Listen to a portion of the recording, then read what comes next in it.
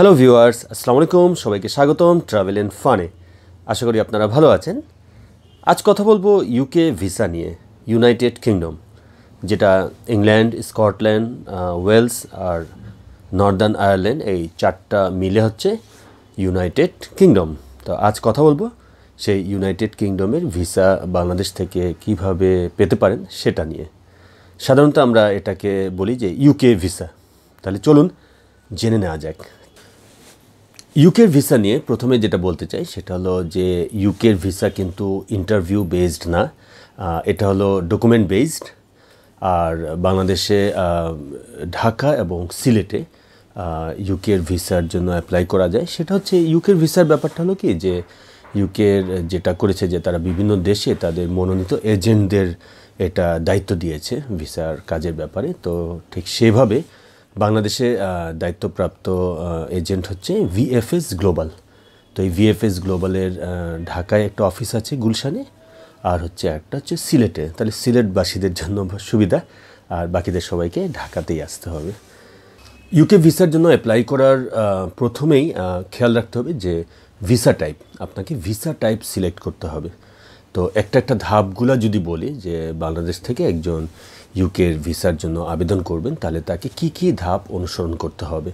তো প্রথম ধাপটাই হচ্ছে ভিসা ক্যাটাগরিটা সিলেক্ট করা, যে কোন টাইপের ভিসার জন্য আপনি ইউকে যেতে চান।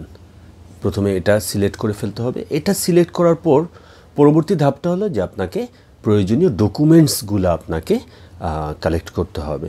আগে জানতে হবে যে কি প্রয়োজনীয় ডকুমেন্টস আপনার ওই নির্দিষ্ট ভিসা যে টাইপ ওটার জন্য জমা দিতে হবে। তো ইউকের ভিসার ব্যাপারটা হচ্ছে এরকম যে প্রথমে যেটা করতে হবে যে আপনাকে ইউকের ভিসা অনলাইনে আপনাকে ভিসা ফর্মটা ফিল আপ করতে হবে। তো প্রথম কাজটাই হচ্ছে অনলাইনে ভিসা ফর্মটা ফিল আপ করা। অনলাইনে ভিসা ফর্ম ফিল আপ করার পর ওটা প্রিন্ট আউট কপি নিয়ে আপনাকে একটা অ্যাপয়েন্টমেন্ট নিতে হবে ভিএফএস গ্লোবালে।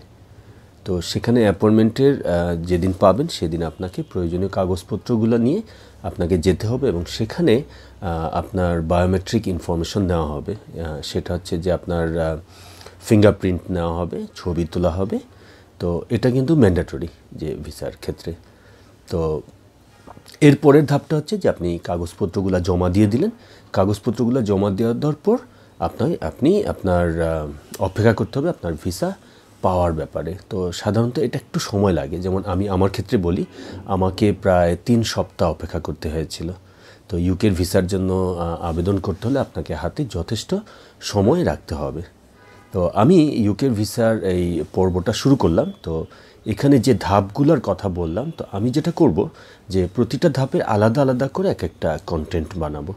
যে একটা হবে যে আপনার ভিসা টাইপ কী ভিসা টাইপ আছে, তারপর সেইগুলা নিয়ে আপনার সাপোর্টিং ডকুমেন্ট কী দিতে হবে, তারপর হচ্ছে অনলাইনে ভিসা আবেদন কিভাবে পূরণ করবেন, কিভাবে ভিএফএস গ্লোবালের সাথে আপনি অ্যাপয়েন্টমেন্টটা নেবেন।